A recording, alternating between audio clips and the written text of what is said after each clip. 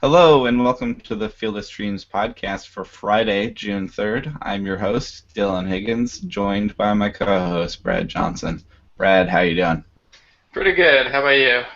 I'm doing well. I'm doing well. We have another one of our live Friday shows. We're going an hour later than usual today because we're joined by Eno Saris, special guest for the first time on the show this year. Eno, how you doing? I'm doing good. Yeah, thanks for delaying it for me. I was knee deep in poop this morning, so Oh, it wouldn't have been fun for you guys to see what I was dealing with this morning. So yeah, had a child duty, and yeah, we had to move back an hour. We do these shows Friday mornings to try and able to have our live chat and do this live broadcast, and the podcast can be at normal time anyway. And it's fun because all these games are in the evening, which is why we like doing this on Friday as well. There is one day game today. Archie Bradley's going to Wrigley Field. Tough matchup for him. Doesn't really fit most DFS slates. But I like the day baseball. I always say this. It's nice that it's going on, but not going to fit our DFS stuff. So yeah, let's go ahead and get into things. You got anything before we start on this DFS stuff? You're here obviously from Rotographs, but anything that popped out to you about these games we're looking at before we get into it? nothing in particular. There's actually a bunch of pitchers I like going today, and they're not all of them that expensive. So I think, my usual strategy is just to find cheap pitchers that I like, and go from there. So I think today will be easy on that front, or hard because Yeah. there's a decent amount of them. Yeah, we often don't have anything too bad on Friday. Some other days you go, oh, it's like way too much pitching, or like it's hard to find this or that. But when we do these Friday, we have 14 games to pick from. There's a lot of places to go. Usually, don't get too stranded. So we'll go ahead. We'll get started at catcher. It's where we always start. Brad, let's start with you. What are you looking at catcher? Where do you think you might be going? Pretty excited about this Wilson Ramos matchup against Brandon Finnegan in Hmm. Cincinnati. I love going to Cincinnati this year. You got that terrible bullpen to always hand you a couple runs at the end. Obviously, the park's a huge advantage, and then he'll have a platoon advantage against Finnegan too. I think it's maybe too obvious of a play, if anything. But beyond that, it's also a very good play. So if you're going safe, it's a nice pick. If you're trying to look a little sneaky, maybe you go elsewhere. One of those places you might look, Brian McCann, excuse me, up against Chris Tillman today. Tillman's obviously a solid pitcher, a bit of a low BABIP guy too. It looks like it's always hard to tell for real when someone's a true low BABIP guy. But it looks like that's within his skill set. He's doing it again this year after kind of getting away from it last year. Beyond that, he does give up a share of home runs. Pitches at Camden Yards, it's going to happen. And McCann can take advantage of that short right field. Yeah, I don't have a problem with that at all. I think Eovaldi versus Tillman is going to be kind of an interesting matchup where I didn't go nuts with a whole lot of hitters from it, but there are definitely places to go. Are you a Chris Tillman guy? Are you on board again? Seems to be doing okay again this year. Yeah, I like him. I mean, he's trying to pull that trick of throwing a rise ball, a rising fastball, and a sinker. There's not very many people that do both of those things for, I think, sort of obvious reasons. The mechanics of doing both are pretty different. So I think he's actually sort of pulling it off. Last year he couldn't. He was sort of just figuring it out, I think, and this year I think he has figured it out. So I don't know that I'd necessarily go up against him. What I usually do when it comes to catchers is just look for a bad lefty, basically, because most catchers are right-handed. So I just scan through the matchups for the day and try to find a bad lefty and do my matchup that way. And the easy one that sort of pops off the page and will probably be going against the grain is Derek Norris. People don't usually like to pick a guy in San Diego. And Derek Norris doesn't have any stats that'll sort of leap off the page at you. In fact, he's hitting 195, and probably nobody's going to go this way. But Chris Rusin is a mediocre left-hander. Yes, he is. And Derek Norris is therefore, because of all of those other reasons, is really cheap. So I do like the Wilson Ramos against Finnegan. That's probably where I would have landed. But if you want to save a couple more dollars, the Derek Norris pick I think is okay too. I know that Brad's not that scared of Petco Park, typically, and also we always like not only getting a mediocre lefty, but also the Rockies bullpen definitely comes into play there in that matchup too. So I don't think Derek Norris is a bad pick at all. I wrote Jonathan Lucroy getting Vince Velasquez. That's all right. Lucroy can definitely hit righties, and Velasquez has actually had trouble with righties, so I could see that going okay. But it's not. We're gonna have a hard time finding a better matchup than Wilson Ramos, honestly. These are kind of all Ramos alternatives. I wrote Jason Castro getting Jesse Hahn. Jesse Hahn has had some trouble so far this year, not settling in that well, and Castro's come alive a little bit. I think he'd be fine. And then the last name I wrote, maybe James McCann. Yeah, it's Carlos Rodon. Yeah, would have the platoon advantage there. I like the team he's on almost more than the matchup for him himself. I don't trust him a lot as a hitter, but being in the lineup with the Tigers, a lot of righties there against Rodon, there could be moving the line a little bit. He could be involved in that. The only other name I had for Brad is Francisco Cervelli getting Jared Weaver. He's been a lot better against lefties than righties this year, but it's Jared Weaver. I think that's a fine matchup for him. He's on base guy, but should be able to do okay. Yeah. So. Make sure he's in the lineup. He is a bit banged up. I think got a ball fouled off his foot or something. Okay. Yeah, just make sure he's healthy. And then the one guy I would add, Stephen Vogt up against Doug Fister. Vogt's a bit of a fly ball hitter, which usually matches up well against a ground ball pitcher like Fister. Game's in Houston, so you got a hitter-friendly park too. Yeah, I like that one too. Do you have anybody left that we need to not leave behind before we move on to first base? No, I think Vogt and Ramos are the best there. Yeah, I mean, they're in Houston, which is nice, and Fister. Is basically Jared Weaver right now. Yeah. Sad to see that from him, but that's about what he's doing. Let's get started at first base. I'll let you start. Who are you looking at first base? Where do you think you might go? Yeah, I usually do first base last because I like to spend on my slugger, and I like to try and get the platoon advantage and line it all up and have as much money as I want to spend. So I'm not sure. It's a little bit against the grain for me. I guess I love David Price, but you might be able to go with if Edwin Encarnacion is first base eligible. That might be a good way to go. So Carl's Jr. and Hardy's. I love that. I like that too. Are you getting pop-up ads over there? Shut up. No, ours has that.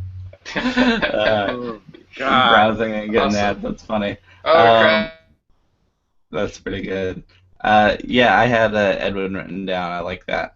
He's definitely been beaten on lefties this year. Usually a little bit more against righties, but he can hit whatever. I think that he would be just fine in that matchup. I agree.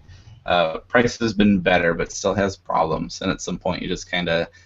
It's one of those things where you look at the peripherals, you're like, he's going to be fine, and you're like, he hasn't been great yet, and it's still Toronto. So I also like that you said you do first base last, because that's also what I do, and I've been saying that a lot this year, that you can kind of find a hitter based on your budget no matter what. So I might do the same. Who else do you like at first base, I don't. Scanning, I don't see like an obvious matchup there. I mean, I think that Adam Wainwright has really been struggling, and I'd love to put Brandon Belt in there, but he just sprained his ankle the other day, and I hate to, especially with a late game. I guess it's not a West Coast game, but I hate to get stuck with not many decisions if they decide to rest him. So. I think he's okay, and I think that's a nice matchup for him. But it depends on how much risk you're up for. I think Edwin is probably going to be more popular than Brandon Belt, so yeah, that could be a way to go. And Brandon Belt is nice because, it's nice to have like a floor. Get some points from walks and not depend on the guy to hit a home run to score for you. So. It could, but Waino's not a guy who walks a lot of guys, so it's an interesting matchup. But personally, I think Waino's near the end of his career and is hurting right now. I don't know if he's hurting literally. That's Michael Wacha. I think he's hurt. Yeah. But Wainwright, I think I'm not sure he's ever going to be as good as he was, even the last couple of years. Yeah, something's wrong. I don't know what it is, but it's clear to tell that something's wrong. And it wasn't just BABIP, it wasn't just this and that. Like, I would like to see him get it together, but I definitely don't trust him yet. Brad, where are you looking at first base? What are you thinking? I'm also on board with the Belt pick. I think Wainwright's just catching too much to the plate. He's not getting as much movement as he used to, maybe. I haven't really looked into the pitch effects numbers, but when I see him get hit, it's on pitches over the plate that really weren't thrown before. He used to be much more of a nibbler. And he's always had that good curveball. It's not been as effective this year. So I do think Belt's a good play. Ryan Zimmerman in Cincinnati, another good play. We'll talk about a billion Nationals. All of them are right-handed for the most part. They're all going to be good picks today. Just whichever mix and match you want to use out of that. And I like Miguel Cabrera on FanDuel. He's 3,600. It's cheaper than Belt and Encarnacion and Zimmerman. They're all 3,800. Cabrera's still a fantastic hitter. Doesn't have the power he used to, but still has power. It's not like it's gone. It's just he's not going to hit you 35, 40 home runs a year. Looking more like a low 20s guy. Up against Carlos Rodon, not the easiest matchup, not the hardest either. Rodon's very enigmatic. You never know really what you're going to get out of him. Could be one of those days where he gets pummeled. The Tigers certainly have enough right-handed sluggers to give him a hard time. Yeah, and Rodon has definitely struggled with righties. He has the lefty thing, handled, and he's been good, better and good. He's interesting, for sure, but he still has that weakness with righties, so that could be a good thing for Miggy. I do like that. I wanted to mention Chris Carter getting Vince Velasquez, mostly because Velasquez has allowed 5 homers across his last 2 starts. It's only 2 starts, and it's, homers are pretty volatile, but it's worth mentioning that he's giving them up right now. And it's in Philadelphia, and I like Chris Carter. It's worth looking at if you believe that, speaking of getting too much of the plate, looks like Velasquez might be doing that in terms of homers. I wrote John Jaso getting Jared Weaver. There you go. I hate to pick on Jared Weaver, but you're throwing BP fastballs out there. So John Jaso is a great hitter against righties. I mean, people don't understand. It's going to come with walks and singles, but it's going to come. It's a strange... You mentioned that with Belt, the high floor. Jaso's our go-to high floor pick for first base. Yeah, it's a weird first base option because it's not that much power. A lot of times you're looking for a slugger, you're picking last, you're spending. But if you just want some points and a guy that's going to get on base, the better near the top of the lineup. It's a different first base pick, but it's totally viable. 2 other guys I at least want to mention. Adrian Gonzalez gets Julio Teheran. Julio Teheran just has a weakness against lefties, and so Agon should be just fine there. And lastly, or either the Indians guys, Napoli or Carlos Santana against Edinson Volquez will be fine.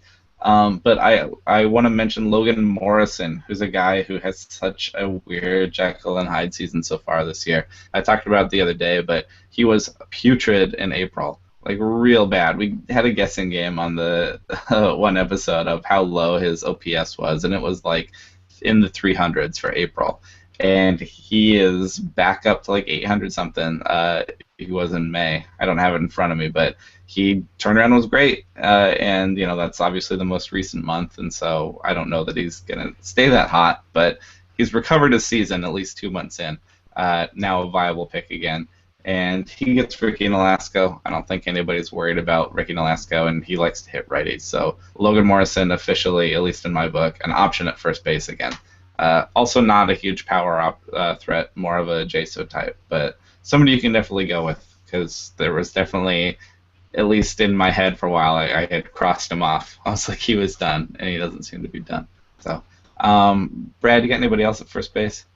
I'll just mention Tommy Joseph, mostly because of his cost. He's $2,000 on FanDuel. So minimum price tag if you're trying to fit in a Noah Syndergaard group and want to use some big hitters too.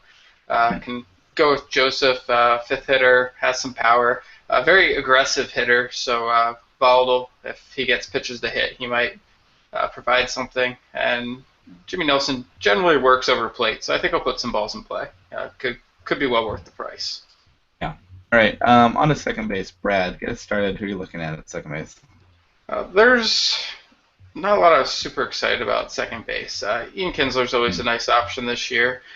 He's stayed hot, continuing to hit well, hitting for power, and as we mentioned, there's lots of righties in that Detroit lineup that can punish Rodon tonight. So there's stacking potential there, even just one-off potential too. Also, like we talked about Brandon Belt, I like Joe Panic too. More of a high floor guy, looking for multi-hits. Does have some power though, and can lay a charge in one when he's given something to really handle. He also has decent patience, so he can walk sometimes. There's a wide range of ways he can produce for you tonight up against Adam Wainwright. We mentioned a few Giants. My one concern is the Cardinals bullpen is fairly good, and so you want to make sure that those hitters are actually going to perform against Wainwright. If you're not so confident, then maybe go with other guys. Sure. Yeah, I like those. Eno, where do you think you might go at second base? Well, I'm surprised you didn't talk about Anthony Rendon. I gotta leave someone out there. Yeah. I mean, we're stacking against Finnegan, it sounds like, and he's actually third base on FanDuel too. That's what I'm looking at right now. So yeah, it's on my third base list, but yeah, he's definitely an option for sure. Likes to hit lefties and all. Oh, you know what? I guess he's mostly third base. Yeah, because that Daniel Murphy dude. Yeah, right. Well, I mean, then you could spend and get Daniel Murphy, but that should be unpopular because he's lefty. People overreact to that. Yeah, I mean, lefty, but I think he'll be fine. He'll do fine. But who I like for cheap is Jed Lowry. Your picking boy today is Finnegan, and mine I'm picking on Doug Fister. So I just think that Lowry. Him and I have talked a lot about playing to the park, and he basically is trying to spray the ball around in Oakland, but he loves hitting in Houston. I mean, that's what we've been talking about. He's talking about how he can hit for power in Houston. He can pull the ball more in Houston. So I think I don't normally look at like how people do in certain stadiums, but he does well in Houston. And he's told me that he hits differently in Houston. Yeah. So, pair that with Doug Fister throwing 86, and I like that matchup. I mean, I don't know that he's going to hit a homer, but an extra base hit and a walk, and the price that he's got right now is good across the board. So I think there's a good value for you at least. Yeah, I think they put him in a good spot in that lineup too. So Lowry's not a name you hear a lot, but a guy I like. I'm into that.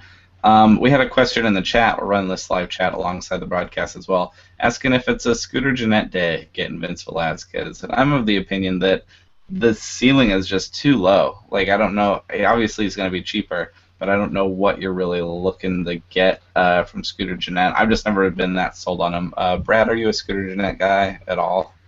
I am. I don't know if Velasquez is really the right guy to target, but I do think his power seems to be improved this year. I sort of buy into his best shape of life story entering this season.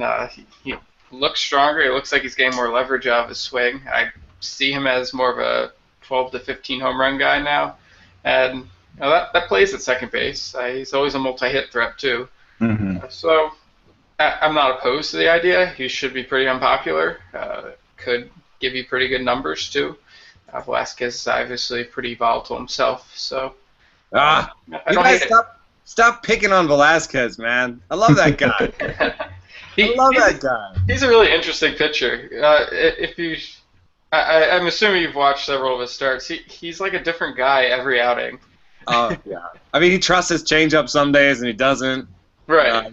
You can hit the zone with his curveball some days and he can't. I swear he has like 6 different pitches and he just sits on 2 of them every game. It's 2 different ones every time.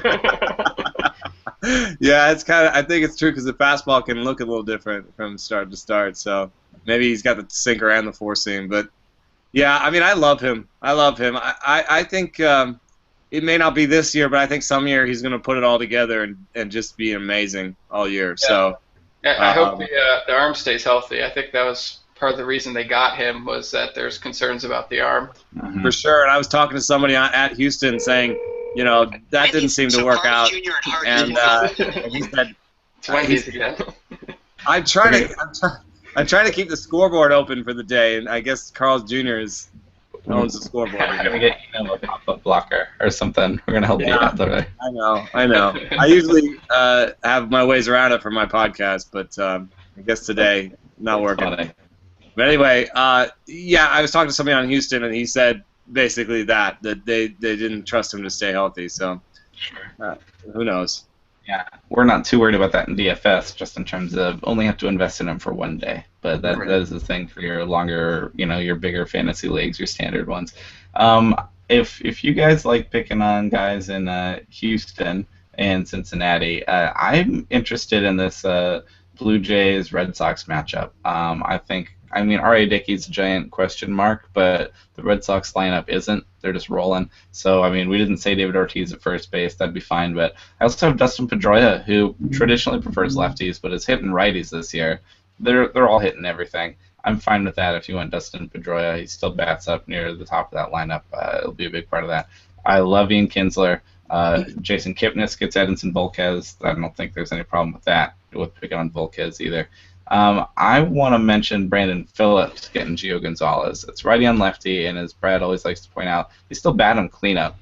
He's still batting in a good spot in that lineup, and the ceiling's not that high. He's definitely not the player he once was, but there's points there when you bat in the middle of the lineup. That's not that bad of a lineup. I mean, everyone says Cincinnati's really bad, but the pitching staff is definitely, really bad. It's not a playoff contending team, but they can hit. They don't rake, but they can hit, and so being in that lineup helps. Interesting. Duvall, Duvall's a righty. The Duvall-Phillips combo there in the middle of the lineup, might lead to one of those bad Gio Gonzalez games. It's not not impossible.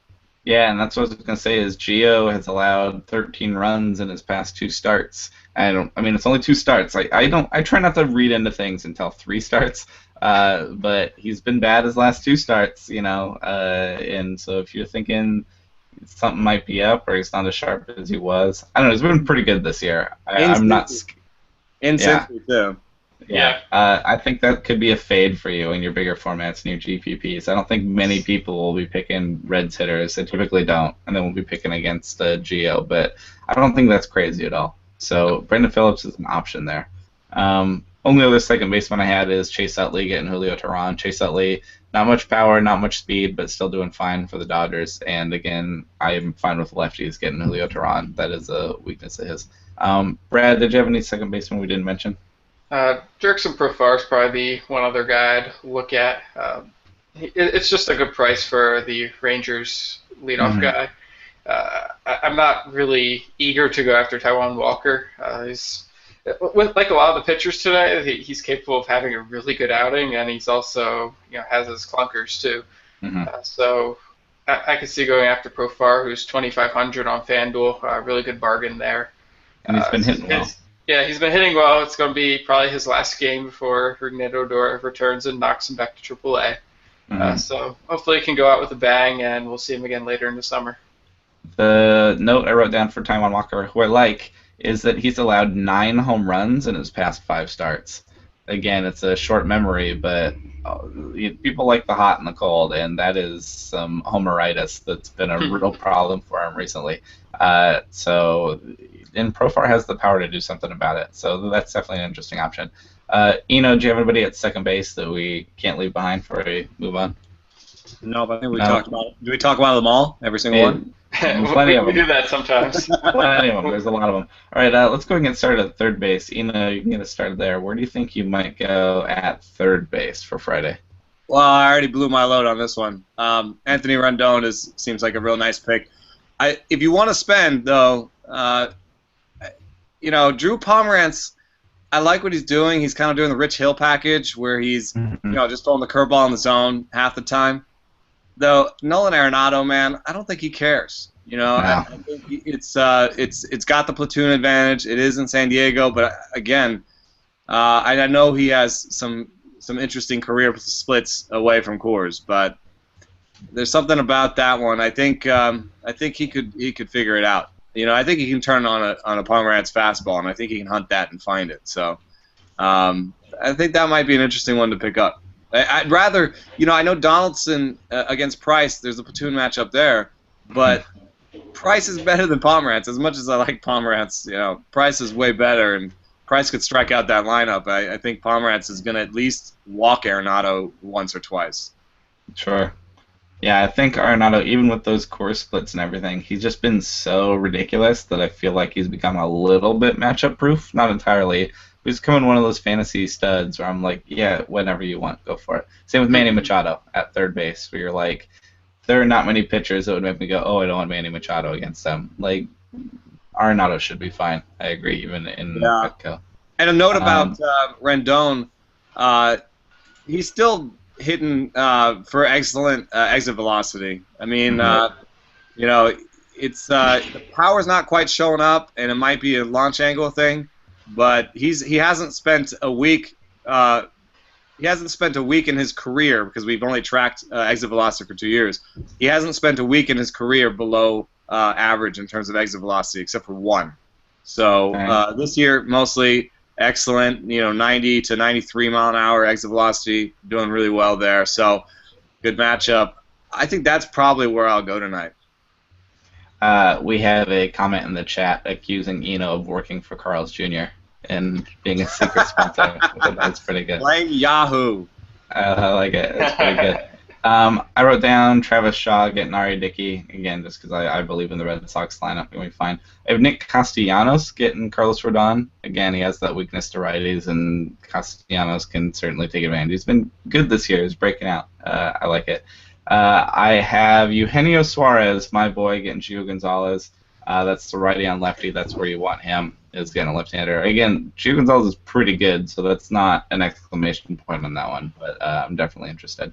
And my last name at third base, hope I didn't steal this from you, Brad, Luis Valbuena getting Jesse Hahn. Are you in on that one? Yeah, I'm open to it. I gave it some consideration earlier today. I think Suarez is the guy I'm looking at a little bit. I talked about Phillips and Duvall a little bit as guys who could show a little pop against Gonzalez, and I think Suarez fits right in with that. Yeah, he's been good against lefties. That's kind of been his thing so far this year. Definitely shown that he has pop. Who else did you have at third base? It's a good day for third baseman in general. Jung-Ho Gung against Jared Weaver, because why not? Yeah. That's not the platoon advantage, and I don't think it matters. Yeah. Well, Jeff Sullivan had that great piece on Gong saying that, you know, he's seeing the fewest fastballs in baseball, or on the Pittsburgh team at least, and he's doing fine. So that would be good practice for seeing Weaver who doesn't throw a fastball. Not what he's used to, but should be just fine. Yeah. Change up one, change up two. Yeah, basically. I assume Eno is fine with trying Danny Valencia versus Doug Fister. I think that one seems to work just fine today. Man, all day. And there's an example of where a leg kick has really changed someone's life. I mean, he had that leg kick last year in Toronto, and has been different ever since. So I you know, it's weird. The thing that leg kick does for me is that it slows them down by making them start the whole process earlier. Right. And I think that was really good for Valencia. He was a little bit overeager. So by making him sort of slow down a little bit, I think that's really changed what he swings at, and you know, and just basically, and then it improved his power. So I think right now he's kind of like a 280, 20-25 home run hitter, true talent. And that's you know, we've been picking on Fister, but I'll do it all day. Yeah. I am also in the process of adding a leg kick with mixed results. I have trouble balancing with it. Like anything that's off speed, it's like, nope, not happening. I've lost myself. Well, I think then what happens is you don't swing at the off-speed stuff, right? Yeah, I guess so. I don't see too much of that, so I could probably get away with it.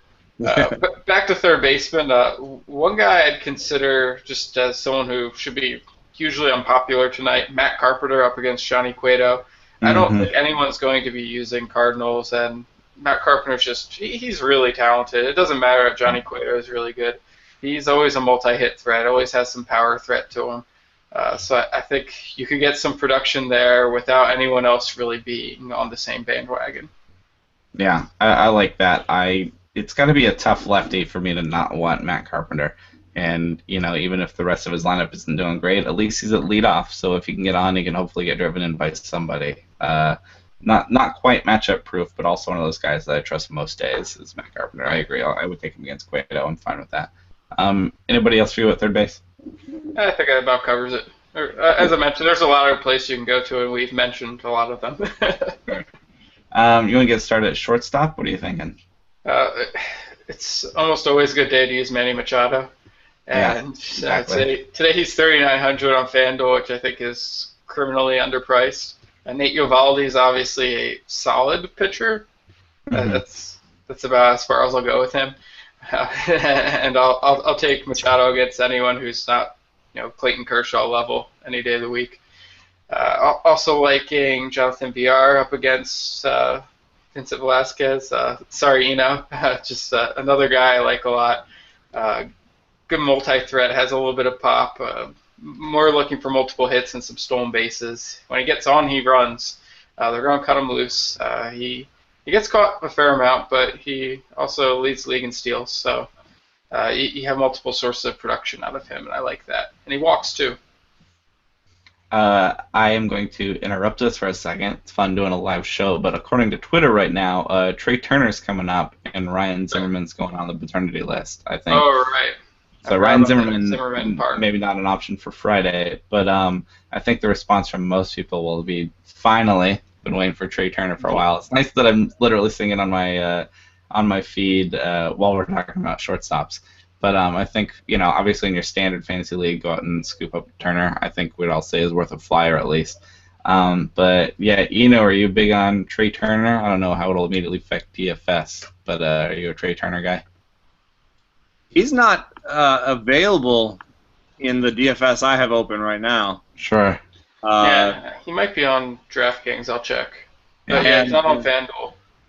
And I wanted to make a note about Machado pick too. Like Machado, I have real time open because I'm doing the Tout Daily picks, and Machado's not an option for me. So, I like Turner. I think he's a wheels first guy in terms of fantasy, and those guys are kind of hard to use. Especially a young guy coming up right away, because a young guy trying to make an impression in the big leagues, I don't think he's going to necessarily run into any outs, right.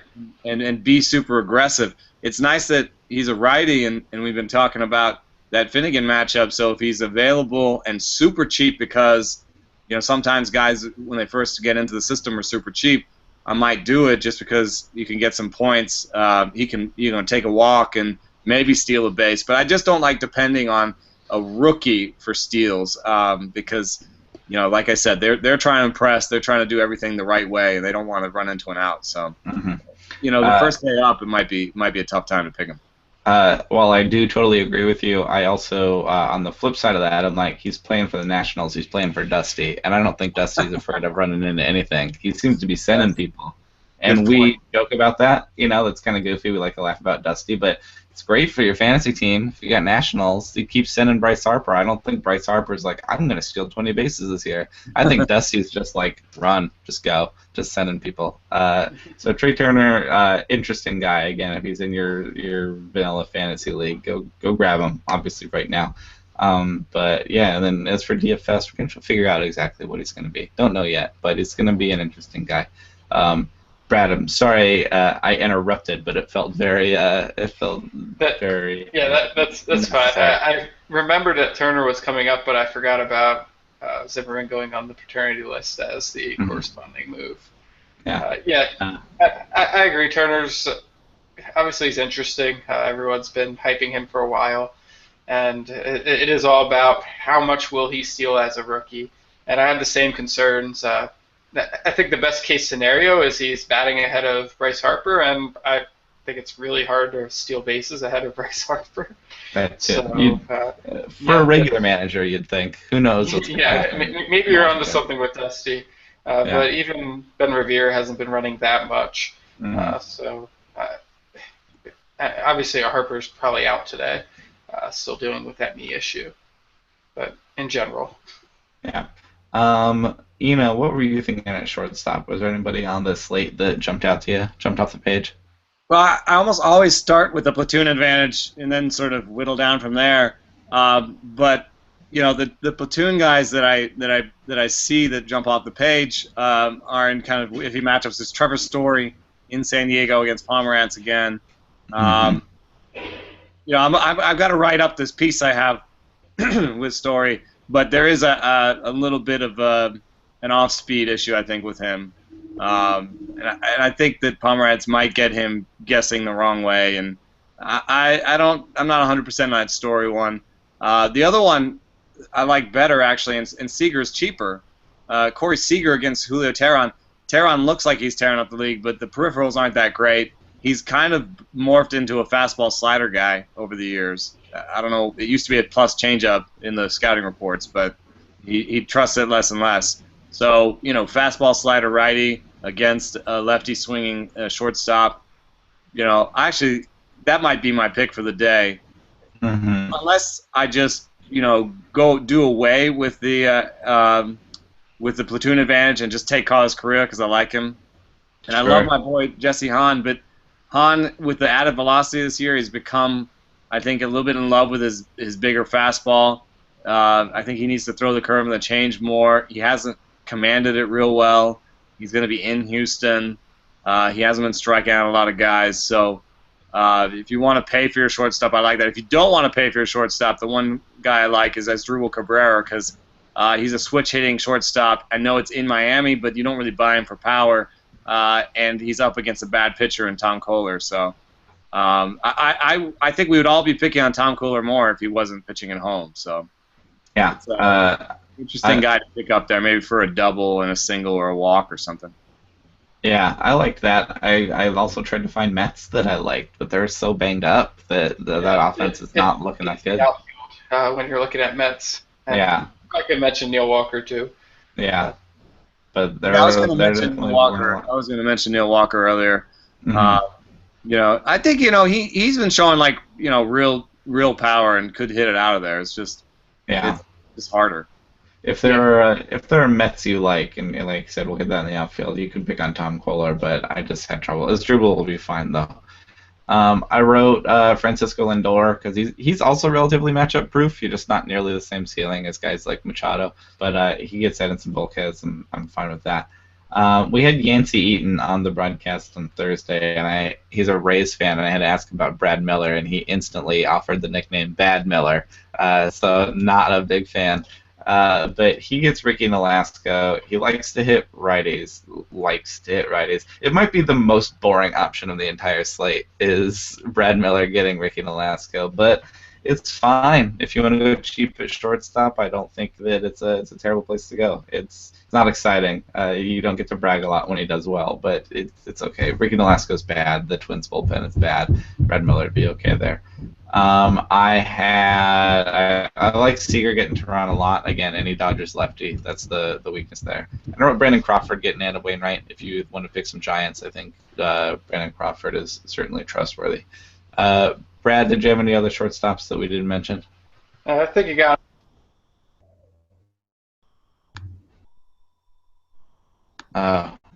Brad, did you mute yourself for a second? Maybe. Yes, I am Yes, muted. you did. All right. Do you have any Okay, shortstops? so that you like? I was saying, in relation to the Trevor Story matchup with Pomeranz, I agree the curveball might offer some issues. I almost think maybe it's a better matchup for him, though, because he's really only looking for 2 pitches. Mm-hmm. With a lot of pitchers, there's at least 3 in the repertoire. Pomeranz really is just that 2-pitch guy. And so I think Story maybe can sit on the fastball, might guess right, and could do some damage. The issue being Petco Park being pretty tough on right-handed power, too. Sure. All right, let's move on to the outfield as usual. I feel like there's plenty of options, not a ton, but there's always places to go.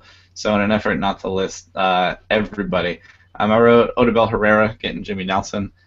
We haven't talked about many Phillies against Jimmy Nelson. One, because Jimmy Nelson's been pretty good, and two, because the Phillies don't have that many good hitters. But Jimmy Nelson's weakness was lefties. He seems to have ironed that out. But if I were going to go against him, it's a left-handed batter I would still use, and that would be Odubel, who's just playing pretty decent. I wrote Pittsburgh outfield against Jared Weaver. Pick one. They can all hit righties. They're all fine. Whichever one fits your budget and you believe in most, but I don't have any hesitation there. Polanco's dealing with the foot thing. Yeah. Might stay away from him for just another day. Yeah, that's fair. McCutcheon has a thumb injury of some kind, so it could be a little more messy out there than we think. But Matt Joyce probably is cheap, and he'll be in the lineup, I assume. Matt Joyce would be an option, and Starling Marte's hitting righties this year. He's been a lefty masher in the past, but he's doing just fine with righties. He'll be fine against Jared Weaver. I wrote Mookie Betts. Mookie Betts didn't hit any homers on Thursday, but I think he'll still be okay. I'm not that worried about him because he went homerless for a day. He gets Ari Dickey. Again, these Red Sox guys, it's a volatile option because it's the knuckleball and you don't really know. But they can just plain hit. So I'm fine with that if you feel like gambling there. Same on the flip side, Jose Bautista getting David Price. I'm not loading up on all the Blue Jays hitters, but the best one should still be fine against a lefty in Price. And it's in Fenway. I wrote JD Martinez getting Rodon. That's at least the Tigers outfielder I trust most. You can try and get sneaky with Upton or Maben, but Martinez is one that I think is worth paying for. One of my favorite nationals to use against lefties is Jason Worth. One of the skills he still has left is hitting lefties. It's one he's had for a long time, and that's still there. So him against Finnegan will be fine. The downside of that is Finnegan might not stay in the game that long, depending on how things go. But then you get the Reds bullpen, so I'm fine with that. Brad, let's talk about the Mets outfield, just because Conforto has not been doing very well. He started so hot and it hasn't been so great. Do you still trust Conforto? And then do you think you go with Granderson in Miami, or what are you looking at? So Conforto's price has gone down with the slump, and I think I'm not really seeing anything in his profile that's scaring me.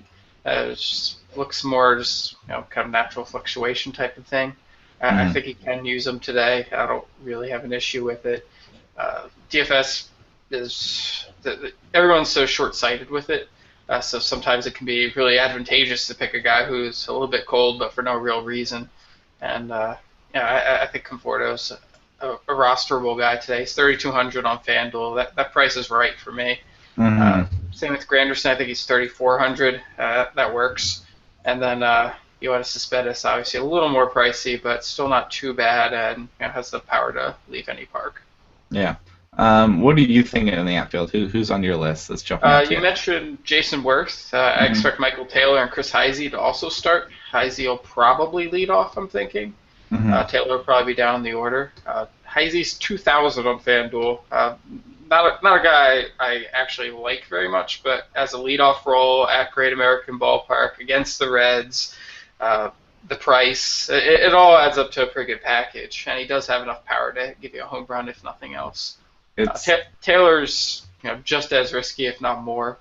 So much swing and miss in his profile, but when he connects with one, they go far. Yeah, it's hard not to like a leadoff guy at $2,000. I feel like that's kind of automatically an option for sure. What are you looking at in the outfield? Who's jumping out to you? Well, I wanted to mention Adam Duvall. There's a righty on lefty, home, and he's underappreciated, pretty cheap. I like that JD Martinez pick. He's been a different player. I just talked to him in the dugout, and he was talking about how he had actually lost his swing path a little bit and wasn't hitting fly balls as much as he wanted to. He said he found that swing, and if you actually look at his rolling ground ball, fly ball stats, you can see he was right. He found it in Washington a couple weeks back. So I think he's hitting those fly balls again, and he's got a good matchup there. And then, I love Nomar Mazara. And, Taijuan Walker had some self-reported pain in his neck, some sort of neck thing about 4 or 5 starts ago, and has been giving up tons of homers since. So Yeah.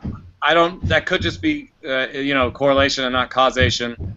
But like you said, once it's 3, it's been more like 4 or 5 starts where he's given up 1, 2, 3 homers a start, more walks. So, and Mazzara is just a sweet swing, lefty on righty matchup.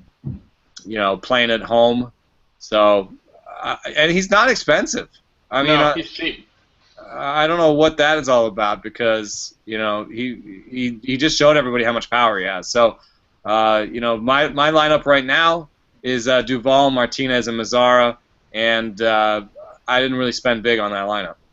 I like that. Yeah, Mazzara is the one that made me write down my Taiwan Walker note that it's 9 home runs across his past 5 starts. That's plenty. He's given them up a lot of multi-homer games there, and so I was like, what Ranger do I like to knock one out? And it's Mazzara. He hasn't been up that long, but he's already like the big power bat in that lineup for me.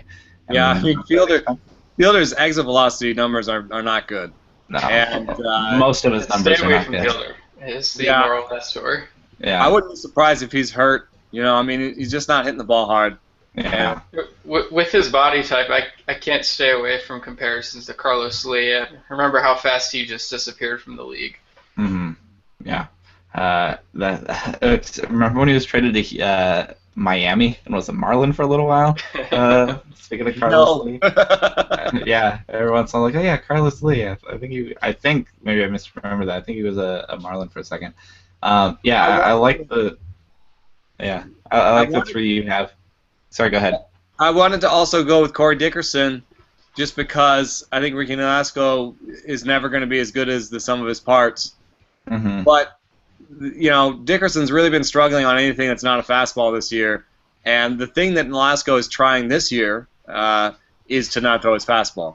So it might be a weird matchup for Dickerson, where he's just hunting fastballs and not getting any. So. Yeah, that'll be interesting. I like it, the lefty on righty against Nolasco, but you got to think about what they hit. Different splits beyond just lefty righty, and so that's a good look. I also wrote Denard Span, getting Adam Wainwright. If you want some Giants and you think Wainwright might struggle, could go with the leadoff man for sure. He's been doing a good job at leadoff. He's been doing what they need. He's been running a bit, and he's been getting on base, and so I trust Denard Span. Jock Peterson gets Julio Teheran. That's another lefty. If you want to go with the Dodgers there. And then I wrote Matt Kemp getting Chris Rosen because he likes to hit lefties, even though he's been declining. His skill that he still has is hitting lefties, and I think he could do just fine in that matchup. That's a fun pick because all that Matt Kemp's doing right now is swinging for homers. I mean, it's a boom or bust pick, but he's really just golfing every ball out of there and trying to hit homers. So he might get 2. I might be misremembering this, but I think yesterday I looked at his splits and he's hitting well against lefties, and I think he has 0 walks. Yeah. So you're gonna get balls in play. There's no floor. Yeah. There's no floor. Maybe he's pressing, trying to carry that Padres lineup that's struggling. Who knows I think why? He's just having fun. Yeah, who knows why, but it is happening either way. So, yeah, it's a thing. Brad, did you have any other outfielders that we didn't mention? You mentioned Peterson, and I'll go back to that just because Teheran had a foot blister last week, and if that comes back, could be a short outing, or he might just work through it and not be on top of his game. Either way, there's some potential for that pitcher to be worse than he looks. And Teheran has a nice ERA on the year, but the peripherals behind it not so much. So I think you go after Dodgers in general, and Peterson could be a multi-homer threat. He's got that big power and those big whiffs. Sure. Yeah, he's been quietly pretty all right this year. Yep. So I'm into that. Anybody else for you? As always, there's a billion names. I think we covered a good slice of them. You know where to find us on Twitter if you want to talk to about anyone specific. Sure. So let's get on to pitching. Somebody asked in the chat about Francisco Liriano, and I figure we can start there. We didn't pick any angles against him, but I think it's just because there's not many to pick from. And Mike Trout goes without saying. Yeah, you can Mike always Trout. pick Mike He's Trout. the top projection of just about every day. Yeah. So But what do you go do ahead. with Francisco Liriano? Has been, struggling this year. The numbers don't look great. Always has strikeout potential, but he's up against a lineup that you kind of want to pick on. What are you doing with Francisco Liriano? Is all I can ask. Nope, No, nope. I not. just Now he's not, DFS. yeah. I mean, he's hurt, or Yeah. he's not, but he's often hurt. And with the numbers looking the way they are, I bet he's hurt. So Yeah. I'm he always makes me nervous every year because I bought in so fully early on, and I don't like to have grudges against guys, Yeah. but There's a remorse effect where you feel like you got burned and you're like, I'm not Yeah. going back to that. and I have actually bought him since in full season leagues, but it's always coming off of a bad season. I've never bought him coming off a good season, so. You buy low. Yeah. He's a yo-yo guy for me, just hard to catch the yo-yo at the right moment. Yep. Sure. So for Friday, for pitching, where do you think you are going to go? Like I said, there are plenty of options, but if you're playing DFS, what are you looking at? I always scroll up from the bottom, Yeah. and it's funny because it can be a weakness. I trust myself to find good pitching matchups so well that I never pay for the top pitchers, and therefore I create more risk for myself. So it is good to self-analyze sometimes, I think, and so I may be doing the wrong thing here, but I know you guys have been picking on him, but I love my boy Vince, and I've been picking on Pomerantz, but he's still home and he's still dealing with those even though it's those two pitches, and he is throwing the changeup. It's just looks more like a sinker. Any case, they're super cheap. I mean, there's nobody at the bottom of the bin that I like as much. I mean, I guess you could go with Tillman, but yeah, those are the three I'd like because they're the cheapest in there. Eovaldi I like as a pitcher, but in Baltimore, that team is raking. Oh yeah. The It's for me, much more powerful of a lineup.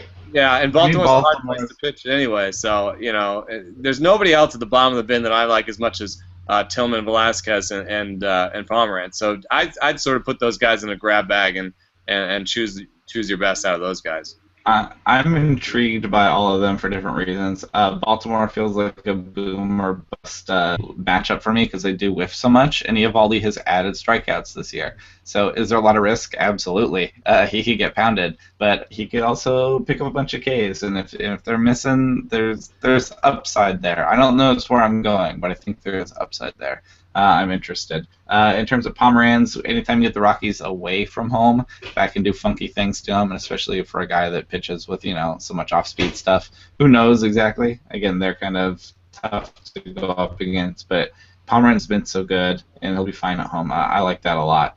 And then in terms of Velasquez against the Brewers have a lot of interesting players on them. They're kind of a fun offense in terms of guys to pick from, guys like VR or Santana when he's healthy. Ryan Braun looks great.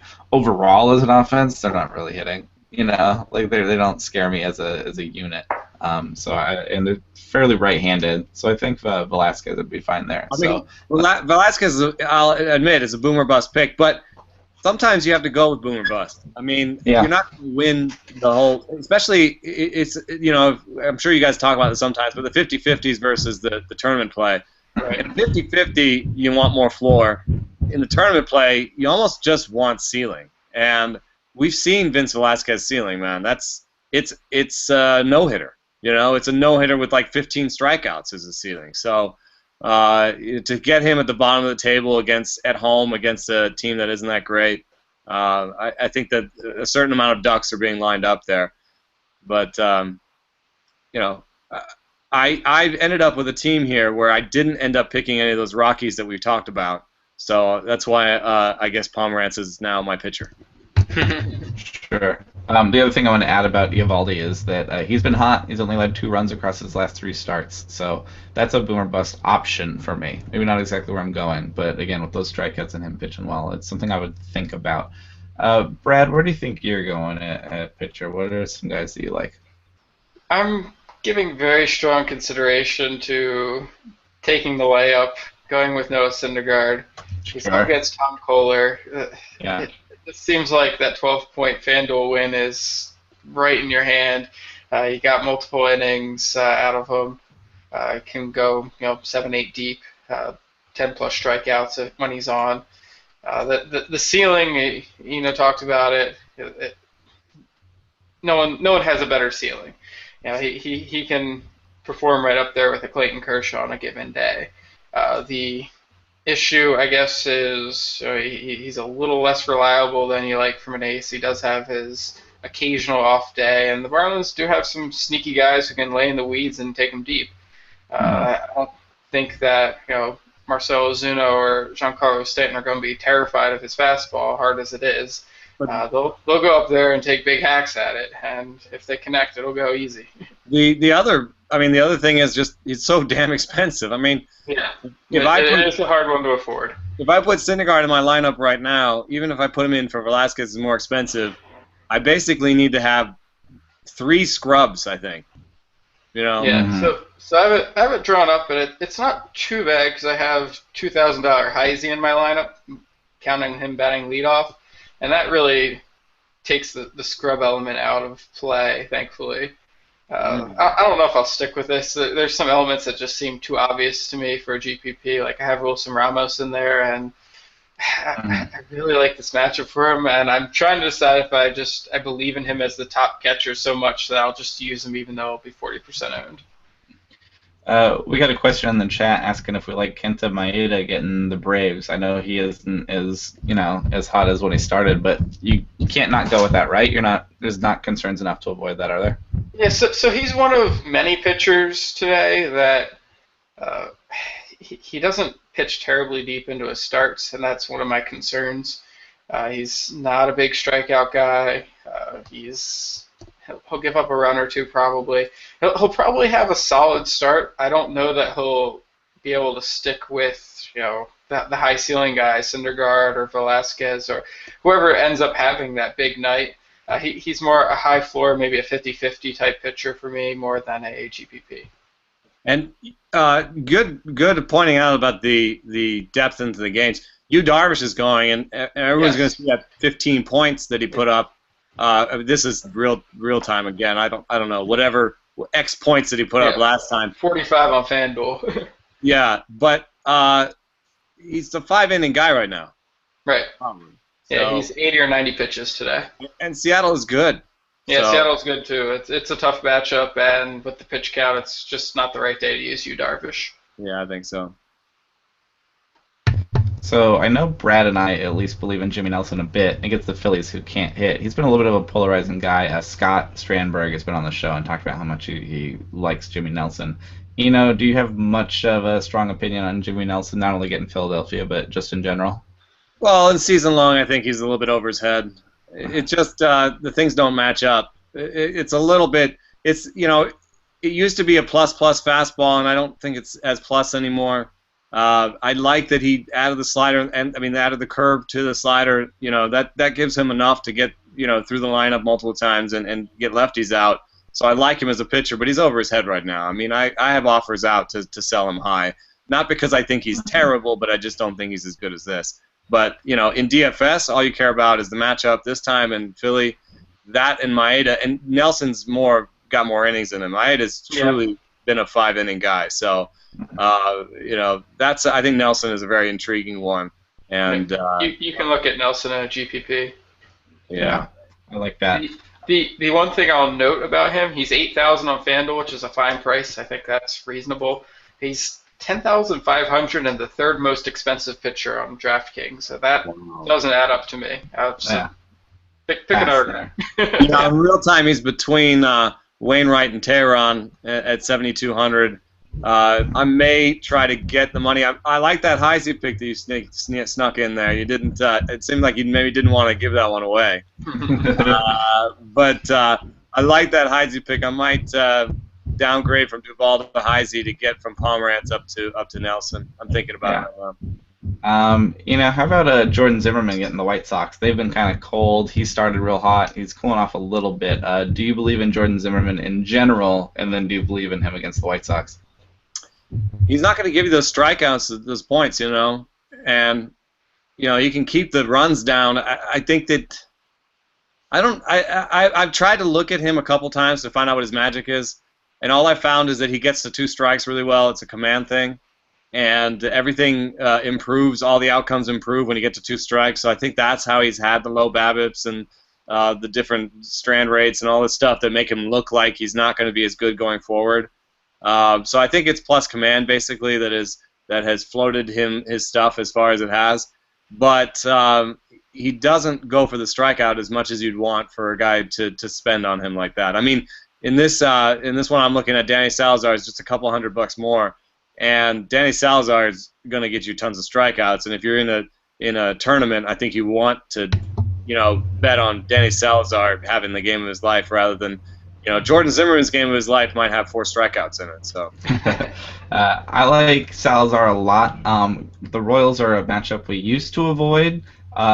They still don't strike out a lot, so that ceiling's a little bit limited. But they're so broken and bad that I'm not that worried about it. That I think I would match up against the Royals if you believe in Salazar. He has blow-up potential, but he also has a ceiling. So I think that's viable. I think it's kind of outweighed itself in terms of maybe not as much strikeouts, but gonna be easier to keep some hits and runs off the board because they're beat up really badly.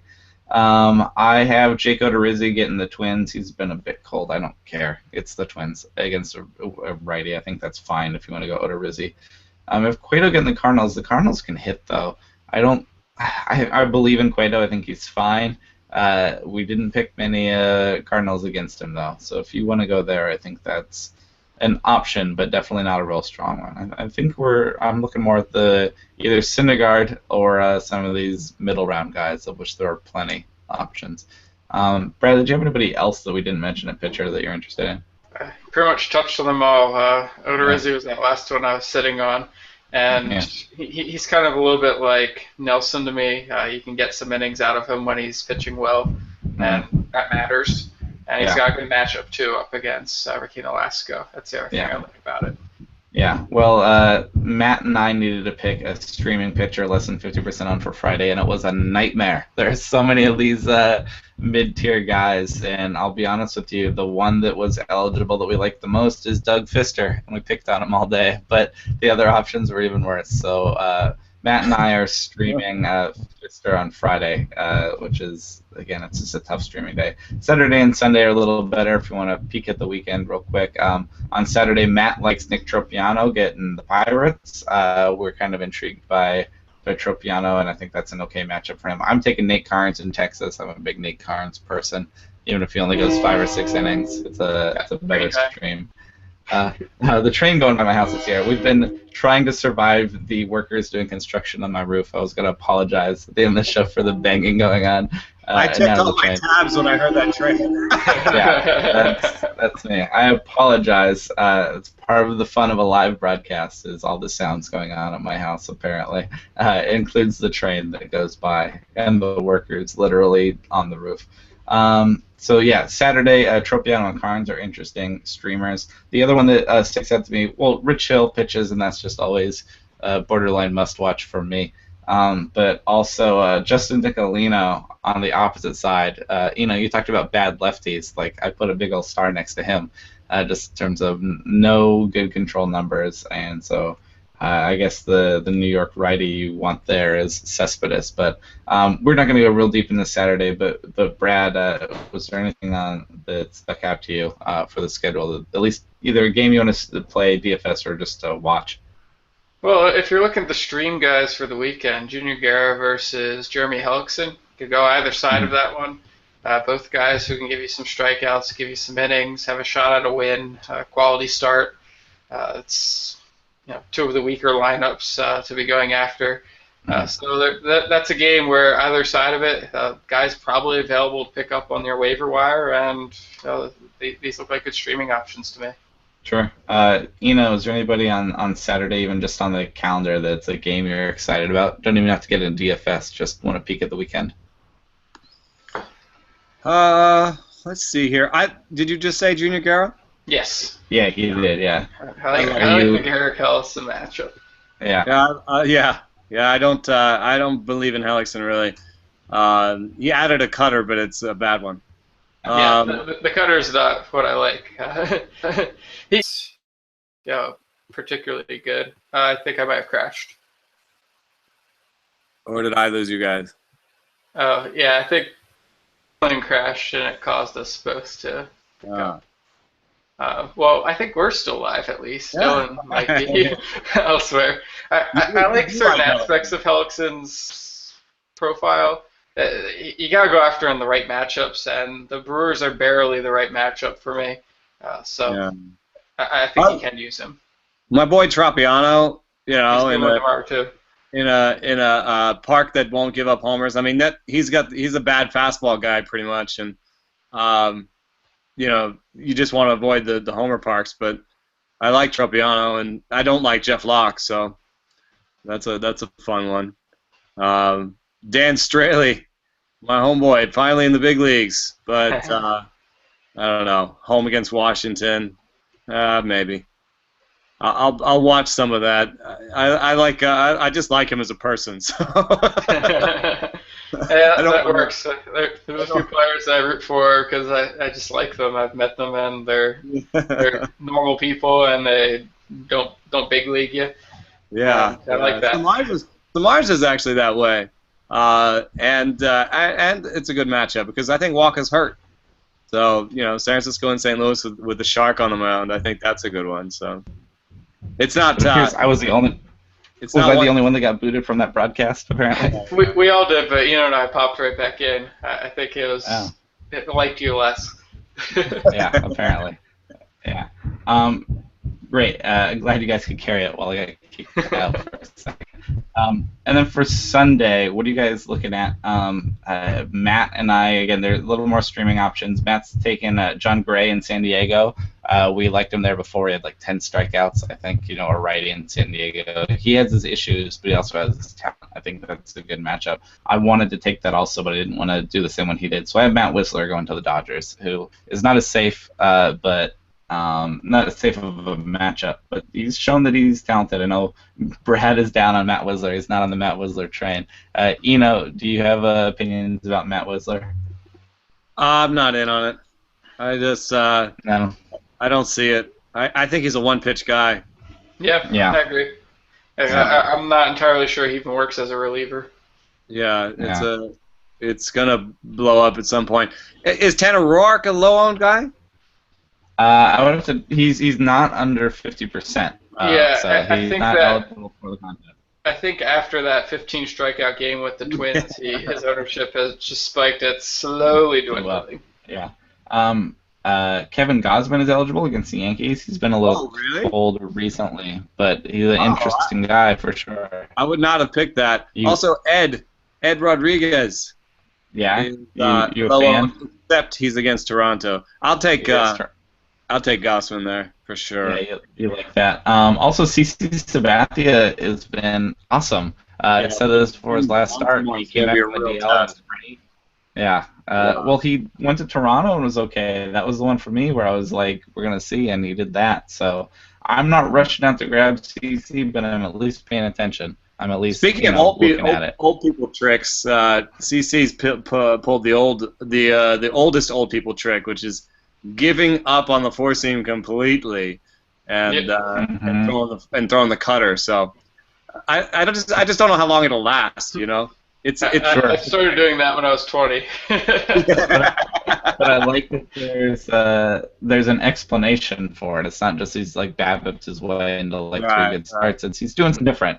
He's doing something different, and that makes me at least look. I haven't picked him up in any leagues. I haven't started him anywhere, but I'm at least checking the box score on him to see what's going on. I think the league will adjust. The scouting reports will catch up, and people will start to hit him. But yeah, he may be better than the trash that he was the last few years. Sure. And that's useful. It's useful to the Yankees who need to get a little bit of production out of him somewhere along the line. Sure. All right. Well, that should about do it for us. We ran down plenty of options and peaked the weekend. I'm sure we could talk about fantasy for a long time. But what do you got going on? Obviously, you're writing in rotographs all the time. But what other projects are you working on? I should have a piece about Byron Buxton up any moment now on Fangraphs. I looked at top 10. I interviewed him, and he told me about his leg kick, and so there's some stuff about that. Is he still a super boring interview, or does he open up now? It was okay. I mean, he told me about why the leg kick should help him and stuff like that. I looked at top 10 prospects that have struggled as much as he had in their first 200 plate appearances. Not good. Not good. Not a good Like, sign. He was in the fall league one year when I was there, and he was very much yes sir, no sir, very boring responses, which is smart, which is very smart. He was like 19, he's young, Somebody told him to not open his mouth. Which is smart, but it just made him a really boring interview. Yeah. And when reporters would walk away, he would open up a little bit, But as soon as there was someone with a notepad or a recorder, he was just like, he was a little yes sir, no sir. He was a little better than that. He was a little bit more comfortable with himself. But still, the strikeout minus walk group that he's in, it doesn't look good. I mean, it's Javi Baez is up there, and we're still trying to decide about him. But you have to go down a fair amount until you start getting guys like Carlos Pena even. Sure. But Carlos Pena with good center field defense is still going to be a pretty valuable player. And running, I don't think Buxton's going to forget how to run and steal bases. Yeah. So. But I think the hope is that you can find some more contact in that profile somewhere. Like, he looks like a guy who should be able to make a little more contact than that. Just lost at the plate. Just really lost. I just also want to, I have to pimp this everywhere that I go. I'm writing what's called a craft beer guide, craft beer lover's guide to baseball, and it's basically where to drink in parks and around parks in every baseball city. So that's coming out in the next couple weeks, and awesome. It'll be a cheap ebook. And the tagline is for the price of half a beer, drink well. So that's coming out soon.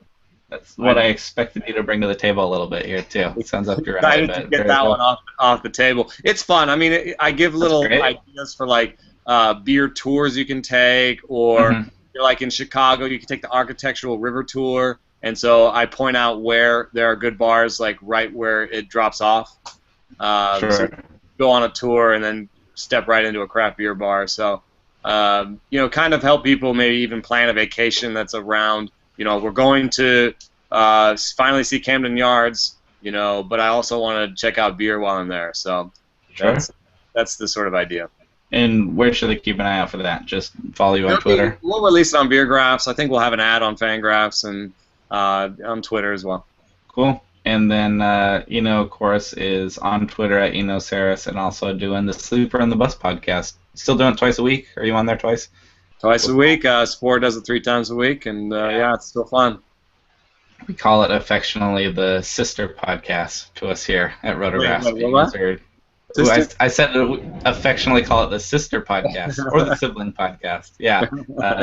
You guys are digging deeper into fantasy stuff. Highly recommended. They're not talking DFS, but it's all fantasy. It's all baseball. Definitely check that out. Brad, what do you got going on? Any big plans this weekend? Let's see. What's going on this weekend? Nothing too much. The lady of the house unfortunately has something going on with her foot. They gave her a walking boot, and they just don't know what's going on with it. So it's limiting what we can do a little bit.